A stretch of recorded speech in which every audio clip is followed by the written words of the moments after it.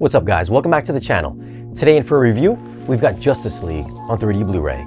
I won't get into any plot details, but will 3D make this movie better than what it is? I'm just gonna give you my thoughts on the video and audio quality. Now for some tech specs. The movie was shot on 35mm and converted to 3D. It's rated PG-13.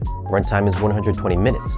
Aspect ratio is 1:5:1. So if you're watching on a TV, you'll get a full screen image. So for 3D quality, I thought the depth and pop-outs looked excellent during the DC animation intro. Then after that, I thought it was kind of average at best. There were a couple of standout scenes I took note of, like in Chapter 4, where the Lanterns and everyone else is fighting Steppenwolf. There are a bunch of close-up shots and other troops off in the distance fighting parademons that had some convincing separation. There's also that scene when Bruce Wayne throws his Batarang at Barry and it slowly comes out of the screen, which was pretty cool looking. Sharpness, of course, won't be as good as the 4K version, and I thought it was even slightly softer than the regular Blu-ray. Black levels were solid, but I did notice some loss of detail, and it could get muddy at times in those darker scenes.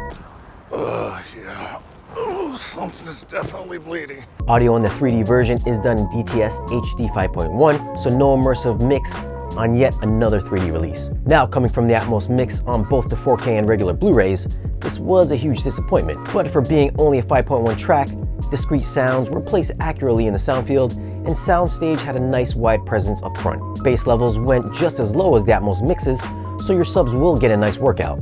So for audio, I'd have to go with a 7. If you've heard the Atmos mix, this one just doesn't do the on-screen action any justice. For 3D quality, I'm leaning toward a 7.5.